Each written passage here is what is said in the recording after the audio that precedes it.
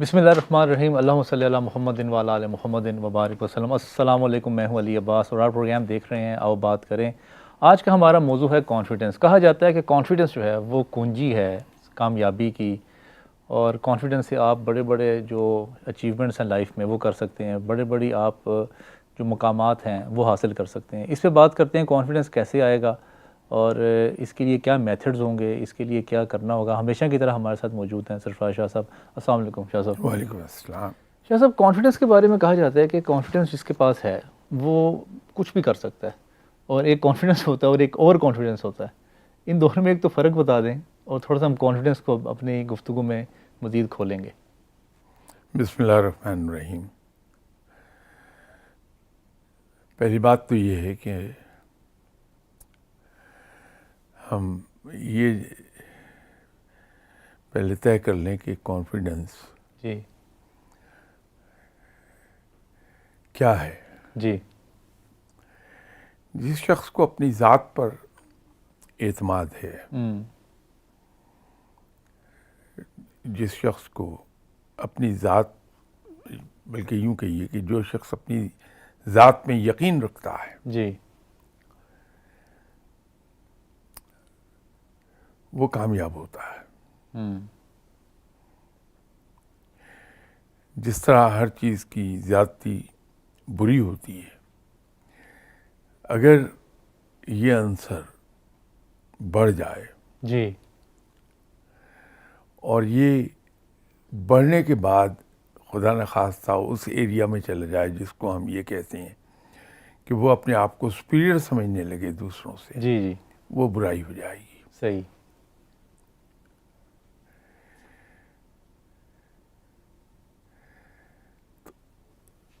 इस पर एहतियात रखनी चाहिए। आपके साथ किसी प्रोग्राम में मैं जिक्र कर रहा था कि बच्चे की पर्सनैलिटी को बिल्ड किया जाता है जी जी बड़ी अर्ली ईयर्स में। जी तो शुरू के 2.5-3 साल तो वो कुलियतन माँ बाप के गोद में रहता है, जी उसके हाथों में रहता है, और वहाँ जैसे उसको ट्रीट किया जाता है, वो हम तो ये समझते हैं कि इस बच्चे को क्या पता, अभी 2 साल का है, जी, अक्सर यही सुनने को मिलता है। वो रजिस्टर कर रहा है, उसकी पर्सनैलिटी पे उसके असरात मरतब हो रहे हैं। घर में माँ बाप उसके लाउड पिच पे बात कर रहे हैं, वो प्यार से भी अगर एक दूसरे से प्यार की बात भी करें तो लगता है डांट रहे हैं। बच्चे को चुप कराने का तरीका ये है कि उसे डांट दिया जाए, चुप होते हो कि नहीं। जी तो उस बच्चे की पर्सनालिटी में 2 चीज़ें नुमायाँ हो जाएंगी। एक तो बड़ा होकर वह हर चीज़ को ज़ोर और ज़बरदस्ती से करने की कोशिश करेगा, दूसरा बड़ी लाउड पिच पर गुफ्तगू करेगा। सही। तो बच्चे को अगर हम कॉन्फिडेंस देना चाहते हैं तो उसको एनकरेज करना बड़ा ज़रूरी है। बच्चा जिद कर रहा है, रो रहा है, बजाय इसके कि मैं उसे डांट कर चुप कराने की कोशिश करूं, उसे डिस्ट्रैक्ट कर दूं मैं। ठीक है। जब मैं उसे डिस्ट्रैक्ट कर दूंगा तो उसकी पर्सनालिटी डैमेज नहीं होती,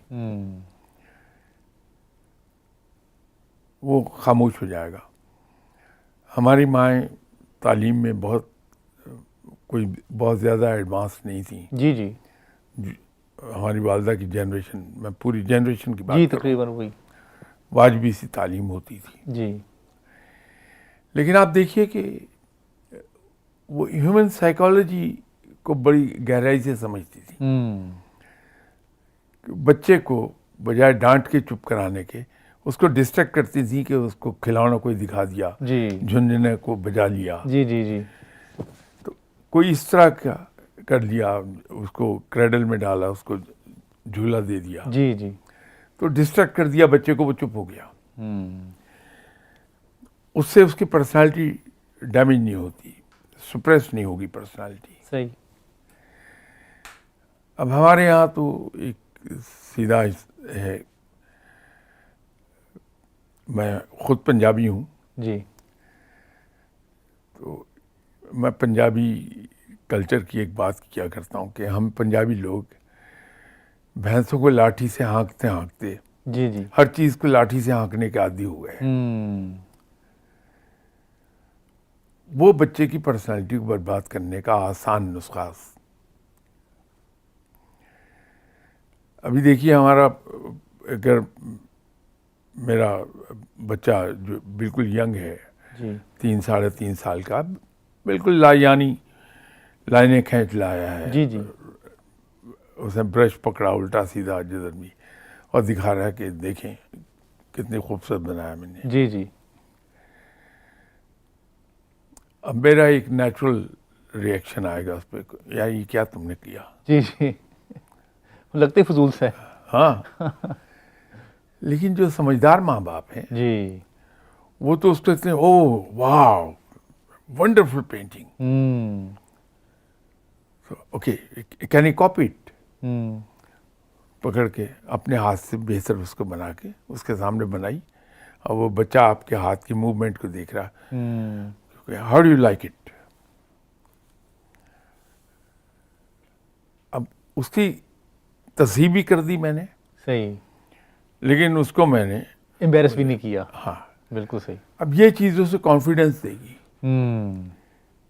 और ये उसके फ्यूचर एटीट्यूड्स को मुतय्यन करेगी ये बात।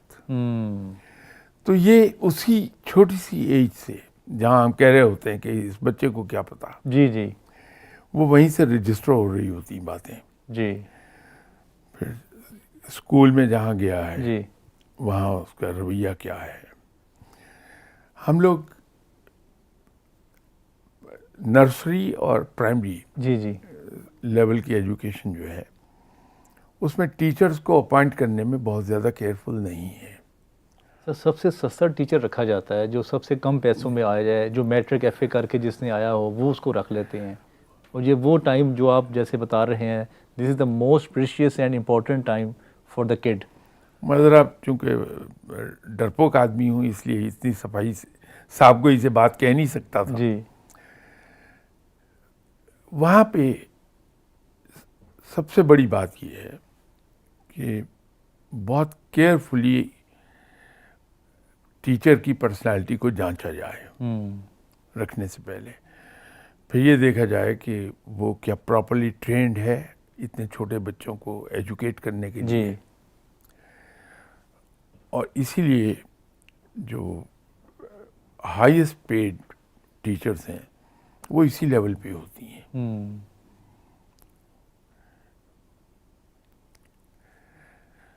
तो यहाँ पर बच्चे को हम कैसे हैंडल कर रहे हैं, क्या सिखा रहे हैं, वही उसकी पर्सनालिटी बना देगा। यहीं पर उसको कॉन्फिडेंस मिलेगा। अब हम बच्चे से अपने खिलाफ कोई बात सुन नहीं सकते। जी जी अगर मेरा बच्चा मुझे कह दे कि नहीं अब्बू आप ये दुरुस्त नहीं कह रहे, ये बात तो ऐसे नहीं ऐसे है, जी वो अव्वल तो थप्पड़ खाएगा। जी अगर मैं बहुत ही लिहाज कर जाऊंगा तो उसे स्नब कर दूंगा। जी। जबकि अगर वो दुरुस्त कह रहा है, उसने सही पॉइंट आउट किया कि मैंने, तो उसको थैंक यू बेटा, आपने करेक्ट कर दिया मुझे, आई एम सॉरी मैं भूल गया था, सही। ताकि उसको हौसला मिले जब वो बड़ा हो जाए तो अपनी दुरुस्त बात को कॉन्फिडेंस के साथ कह सके। और शाह साहब, इससे अगर ये भी कॉन्फिडेंस आता है इंसान में, ये भी तो कॉन्फिडेंस है ना कि आपने कोई गलती की है तो आप उस गलती को मान लें और माफ़ी मांगे, ये भी तो एक कॉन्फिडेंस की एक निशानी है ना। ये कॉन्फिडेंस मिलने के बाद ही पैदा होती है चीज़। जब इंसान को अपनी ज़ात पर एतमाद होता है तो बड़े खुले दिल से अपनी गलतियों को तस्लीम कर लेता है। लेकिन देखा तो यही गया है कि अना में आके ना लोग ना अपनी गलती तस्लीम करते हैं। माफ़ी मांगना तो बड़ा अगला स्टेप है ना। पहली तो बात यह कि ये इंसान मानने को तैयार ही नहीं होता, हालांकि उसको अंदाज़ा अगर हो भी जाए तो फिर भी अना की आड़ में आके वो ये नहीं मानता कि ये मैंने गलती की है? ये चीज़ इसलिए पैदा होती है कि हमारे अंदर कॉन्फिडेंस नहीं होता है। हम्म, ये नेगेटिव साइड है जी, कि अगर मुझे अंदाज़ा हो भी जाए कि मैं गलत कर रहा हूँ तो भी मैं इंसिस्ट करूँगा नहीं, मैं दुरुस्त था। सही, जो लोग, और इसीलिए मैं एक बात हमेशा कहता हूँ, आपके साथ भी जब भी प्रोग्राम हुआ जी, एक बात ज़रूर कन्वे करने की कोशिश की मैंने कि बच्चे को नाकामी से डराइए नहीं। हम्म, सबसे बड़ा जुर्म हम माँ बाप जो करते हैं वो बच्चे को नाकामी से डराते हैं। हम्म, बजाय डराने के उसको एक बात सिखा दी जाए हम्म, कि ये जिस तरह कामयाबी एक लाजमी जुज़्व है हमारी ज़िंदगी का, वो जी। होनी चाहिए हमें, जी, इसे नाकामी उसके साथ जुड़ी हुई है। हम्म, नाकामी को खुले दिल से एक्सेप्ट करके उसको कामयाबी का रास्ता बना ले। गोरे गोरे ने तो सर इसका जो नाम है ना, नाकामियों का और फेलियर्स का, वो स्टेप्स रखा हुआ है। इसके नाम में ही तब्दीली आ जानी चाहिए। ये स्टेप्स हैं, ये स्टेप्स आप क्रॉस करते जाएंगे और कामयाब होते चले जाएंगे। अच्छा शाह साहब, मैं आमिर खान का एक इंटरव्यू सुन रहा था, वो कह रहा था कि एक बड़ी ना थिन लाइन है कॉन्फिडेंस में और ओवर कॉन्फिडेंस में। कॉन्फिडेंस का मतलब ये है कि मैं ये कर सकता हूँ, और ओवर कॉन्फिडेंस का मतलब ये है कि सिर्फ मैं ही कर सकता हूँ। तो आपने बहुत सारे लीडर्स भी ऐसे देखे होंगे, या बहुत सारे ऐसे लोग, बिजनेस लीडर्स भी, पॉलिटिकल लीडर्स भी, स्पोर्ट्स के लीडर्स भी, वो एक टाइम आता है कि उनमें कहीं ना कहीं ओवर कॉन्फिडेंस आ जाता है। जैसे वो अपने सामने 15,000 20,000 का मजमा देखते हैं, तो फिर वो कुछ ऐसे डिसीजंस करते हैं जो उनको भी नुकसान देते हैं और दूसरों को भी नुकसान देते हैं। ये आमिर खान साहब ने बिल्कुल सही बात कही है। मैं उधर आ रहा था कि कॉन्फिडेंस और ओवर कॉन्फिडेंस, जी, जो बहुत ज़्यादा ओवर पैम्पर्ड लोग होते हैं बचपन में, जी, वो आमतौर पे ओवर कॉन्फिडेंट बन जाते हैं। हम्म, इत्तेदाल हर चीज़ में ज़रूरी है, और जो आदमी ओवर कॉन्फिडेंट है वो नाकामी की तरफ जाएगा, लामहल्ला नाकामी की तरफ जाएगा। ओवर कॉन्फिडेंट आदमी कभी ज़िंदगी में कामयाब नहीं रहता। ठीक, शुरू में अगर कामयाबी मिल भी जाए जी, तो बिला आखिर वो नाकामी की तरफ चला जाता है। इत्तेदाल हर हाल में बड़ा ज़रूरी है।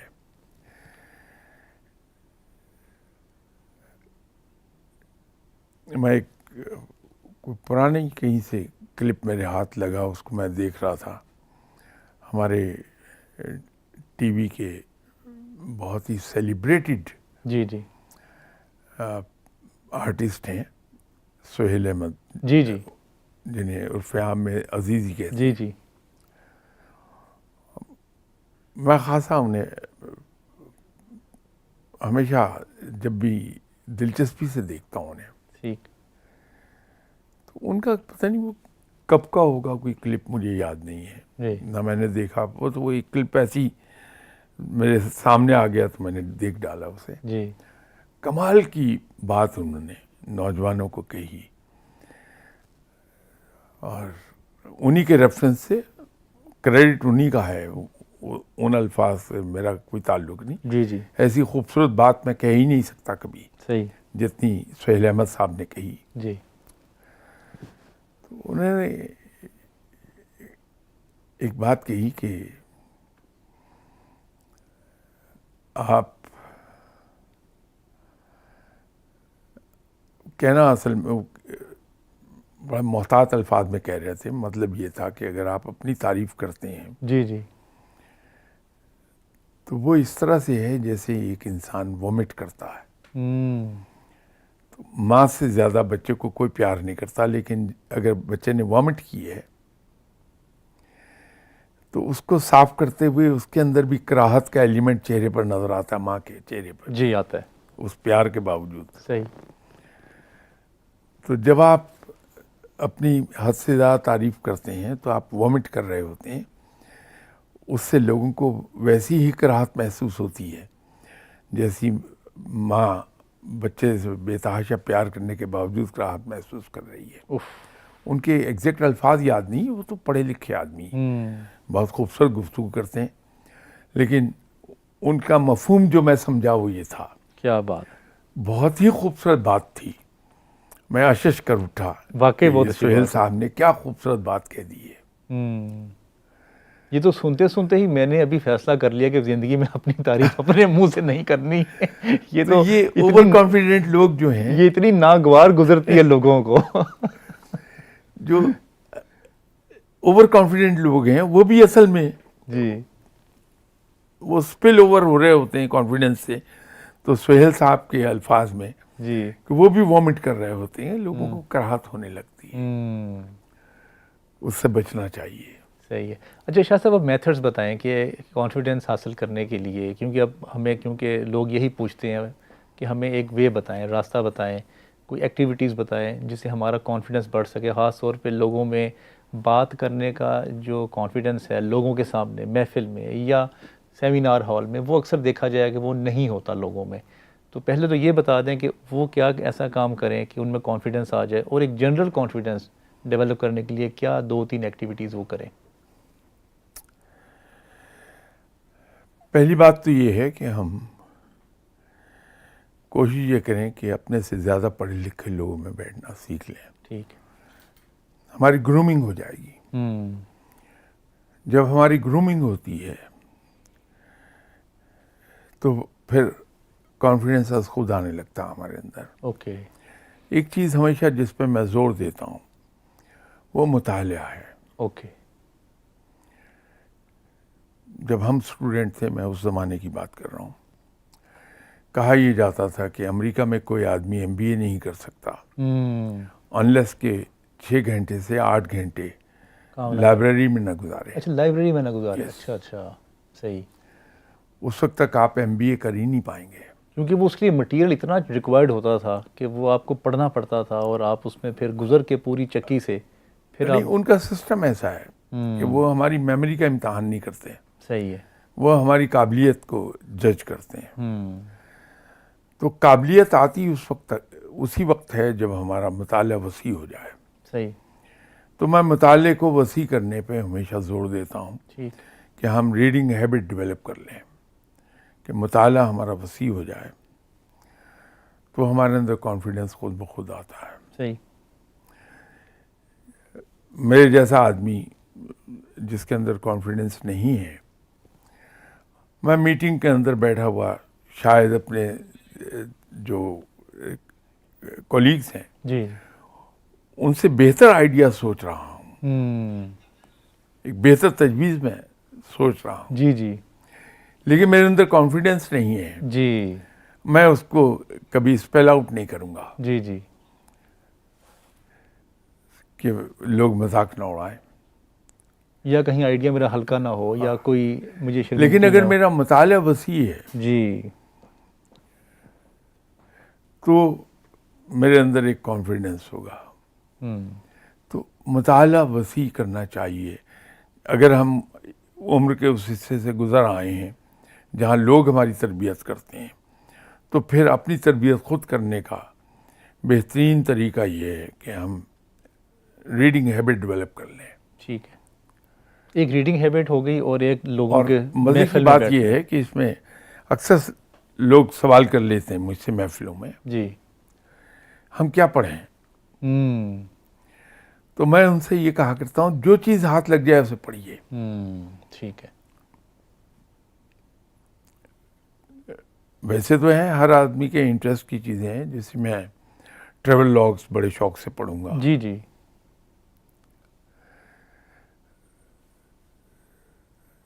इसी तरह मैं ऑटोबायोग्राफीज बड़े शौक से पढ़ता हूँ। ठीक।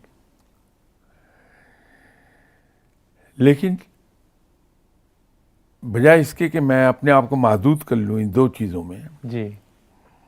बेहतर ये होगा कि जो चीज़ हाथ लग जाए पढ़नी शुरू कर दे सही। आदमी। तो आप देखेंगे उसमें एकदम कॉन्फिडेंस बूस्ट करता है इंसान का। ठीक है। किताबों का तो समझ आ गई कि मुतालिया करें। अब ऑडियो बुक्स का भी रिवाज है, उससे भी फ़र्क पड़ता है? बहुत फ़र्क पड़ता है। अच्छा, वो भी नॉलेज। अब ये फिर एक अलग सब्जेक्ट आ जाएगा कि हर आदमी एक मुख्तलिफ तरीके से सीखता है। सही। कुछ पढ़ने से सीखते हैं, जी जी पढ़ेंगे तो लर्न कर रहे होते हैं। जी जी कुछ वो निकम्मे लोग मेरी तरह होते हैं जी। जो सुन के ज़्यादा सीखते हैं। ओके। तो वो डिपेंड करता है। Person to person. लेकिन आप ऑडियो बुक्स भी कर सकते हैं और उसमें किताब भी पढ़ सकते हैं, एक ही बात है। मकसद तो ये है कि जो नॉलेज है, जिस इंफॉर्मेशन है। जी एक आदमी जिसने किताब लिखी है उसने अपनी ज़िंदगी भर के निचोड़ उसके अंदर डाल दिए हैं। ठीक। तो वो जो उसने दुनिया में 75 साल गुजारे, मशक्क़तें उठाई, जी जी मेहनत की, पैसा खर्च किया और वो कुछ उसने सीखा, वो उसने एक 1500 रुपए की किताब के अंदर समो दिया है। समझ गया, बिल्कुल सही। मैं उसको 2 दिन 3 दिन लगा के अगर पढ़ लेता हूँ तो मैंने उस 75 साल तजर्बात का फ़ायदा ले लिया। फ़ायदा ले लिया। ये शाह साहब, खौफ जो है ना, वो जो दुनिया के बड़े खौफ जो काउंट हुए हैं उसमें टॉप 10 खौफ में एक जो पब्लिक स्पीकिंग का खौफ है, ये भी थोड़ा बताएं कि लोगों में नॉलेज भी होता है, लोगों में मुतालिया भी होता है, एक्सपोजर भी होता है, लेकिन they are not able to speak in front of the camera और in front of the public. इसके लिए वो क्या इसकी रियाजत बुनियाद असल में बचपन में पड़ती है कहीं, जहाँ माँ बाप बड़ों में बैठ के बोलने की इजाज़त नहीं देते। बच्चों को बहुत कंट्रोल में रखते हैं कि अपने हम उम्र हम जोलियों के साथ वो खेले नहीं, सीखे, बुरी चीज़ें सीख जाएगा, बुरी आदत सीखेगा, ये खौफ होता है माँ बाप का। जी पॉजिटिव जी जी जी नीयत उनकी बखैर होती है जी। लेकिन रास्ता गलत चुन लेते हैं। ठीक। नतीजा ये है कि बच्चा बहुत इंट्रोवर्ट हो जाता है, सही है। वो किसी के साथ खुलकर बात ही नहीं कर सकता। इसीलिए ये बड़ा ज़रूरी है कि अपने बच्चे को आप इजाज़त दीजिए कि वो अपने हमजोली हम उम्र लोगों बच्चों में बड़े आज़ादाना तरीके पर खेले। ठीक। उसे 1 घंटा 2 घंटे ये खेल ज़रूर दे दीजिए। हॉबी इसमें आपको बड़ा हेल्प कर देती है। तो बच्चों को आउटडोर गेम्स पे लगाइए। ओके। अच्छा, बचपना तो खैर अब निकल गया ना। अब एक शख्स है जो 30 साल का हो गया है और वो उसका बचपन कुछ ऐसा गुजरा है जिसको पेरेंट्स ने स्नब किया है या वो नहीं कर सका, अब वो उसकी शौक है कि वो बात करे पब्लिक में या वो कैमरे में आके बात का करे। सबसे आसान और जो इनिशियल स्टेज का की थेरेपी है, जी जी। कद आज़म शीशे के सामने खड़ा होकर बोलना शुरू कर दे। ठीक। कुछ ही दिन की प्रैक्टिस के बाद वो एक फ़र्क महसूस करेगा कि अब उसको लोगों में खड़े होकर बोलने में कोई हिचकिचाहट नहीं हो रही। सही। शाह साहब, जब आपने भी पब्लिक स्पीकिंग जब शुरू की थी, क्या आप शुरू में आप हेजिटेट होते थे बात करने में इन फ्रंट ऑफ द पब्लिक, या आप शुरू से ही आपकी तरबियत ऐसी हुई कि आप कॉन्फिडेंस थे और आप में शाइनेस नहीं थी? नहीं, बहुत हेजिटेशन थी मेरे अंदर। अच्छा। ऐसी बात नहीं है। लेकिन एक थोड़ा सा एडवांटेज मुझे ये था जी कि गर्चे था बड़ा नालायक स्टूडेंट में, बिलो एवरेज स्टूडेंट, लेकिन समहाउ और दी अदर जी। हमारे टीचर मुझे पिक कर लेते थे। सही। और मैं क्लास में मॉनिटर बना दिया जाता था। और अगर बुक रीडिंग करनी है जी अलाउड क्लासरूम जी, के उससे भी बड़ा सामने, कॉन्फिडेंस आता है वैसे। तो वो बुक रीडिंग के लिए हमेशा मुझको चुन लेते थे। फिर वो क्लास 10 में था या 9th में, तो डिबेट्स का मुकाबला आ गया। तो स्कूल में कोई डिबेटिंग सोसाइटी तो थी नहीं, जी। तो हेड टीचर साहब ने बुलवा लिया मुझे कि तुमने डिबेट में जाना है। जाना पड़ गया। जी। तो वो हिचकिचाहट ख़त्म हो गई फिर। सही। अच्छा शाह साहब, बस मेरा आपसे आखिरी सवाल ये है कि एक पॉइंट मुझे आपका बहुत ही इसमें फैसिनेट किया है कि आपने जैसे फरमाया कि आप बुज़ुर्गों की महफ़िल में या अपने से बेहतर लोगों की महफ़िल में बैठा करें। अच्छा, ये बात तो समझ आ गई। अब अक्सर ये पूछते हैं कि ये लोग कैसे मिलेंगे, कहाँ मिलेंगे, आप उनको कैसे गाइड करते हैं, कैसे कहाँ मिल जाएंगे वो लोग, ये नहीं, बुजुर्ग? मिल जाते हैं, ऐसा नहीं है। इसके लिए तो जाहिर है कि आपका एक हल्का है अहबाब का, आपके पेरेंट्स का, हम्म, आपके रिश्तेदार हैं उसमें, आपके आपसे 2-4 साल बड़े बच्चे भी होंगे डेफिनेटली, उनमें बैठ के अपने ख्यालात का इजहार कर दे, वहाँ आदमी हिचकिचाहट नहीं महसूस करता, ठीक। तो वहाँ से ही कॉन्फिडेंस बिल्डअप हो जाएगा फिर। शाह साहब, रिश्तेदारों में ना बड़ी बोरिंग सी गुफ्तगू होती है। वो पूछते हैं जी तुमने बड़े होके क्या बनना है, तुम्हारा पैशन क्या है, तुम क्या करना चाहते हो, शादी किससे करनी नहीं, है? वो ये है कि जो बड़े बुजुर्ग रिश्तेदार हैं जी वो ये गुफ्तगू करेंगे बच्चे के साथ, जी जी। लेकिन जो आपसे सिर्फ 2-4 साल बड़ा बच्चा है वो आपसे वो नहीं गुफ्तगू करता, वो अपने इंटरेस्ट की बात करेगा आपसे, सही। और आपको वो एनकरेज भी करेगा कि आप अपने इंटरेस्ट की बात उससे कर लें। ठीक है। अच्छा मेरी ये मुराद बड़े से वो थी। अच्छा अच्छा, ये ट्रैवल से भी कोई फ़र्क पड़ता है? बंदा मुख्तलिफ कल्चर्स को स्टडी करे और मुख्तलिफ लोगों को मिले जाके? बहुत ज़्यादा, बहुत ज़्यादा। हम्म, लेकिन हमारा चूँकि फैमिलीज़ का इकोनॉमिक स्ट्रक्चर ऐसा नहीं है हम्म, कि हम ज़्यादातर फैमिलीज़, ऐसे तो अल्लाह का शुक्र है बहुत सी फैमिलीज़ ऐसी हैं जी जी। कि हम हर गर्मियों की छुट्टियों में बच्चों को किसी और जगह ले जाएं, जी जी। और कुछ नहीं तो अपने ही मुल्क के मुख्तलिफ हिस्सों में ले जाएं। बहुत सारे ऐसे मुकामात हैं। बहुत थे, हम्म, लेकिन हमारी इकोनॉमिक वायबिलिटी इस तरह की नहीं है, सही। तो उसकी वजह से हम शायद ये पहलू, इसलिए मैंने उसको डिस्कस नहीं किया। बिल्कुल ठीक है। शाह साहब, आपके वक्त का बहुत बहुत शुक्रिया। बड़ी प्रोग्राम का वक्त ख़त्म हो गया। जैसा कि शाह साहब ने फरमाया कि आप लोग मुख्तलिफ जो उलमा इकराम हैं, जो उस्ताज़ा हैं, जो अपने से बेहतर लोग हैं, उनके साथ एक तो मुलाकात करें, दूसरा मुतालिया करें। अगर आप बुक रीडिंग में कमज़ोर हैं, जैसे मैं भी ज़ाती तौर पर बुक रीडिंग पे कमज़ोर हूँ, तो आप ऑडियो बुक्स पढ़ सकते हैं।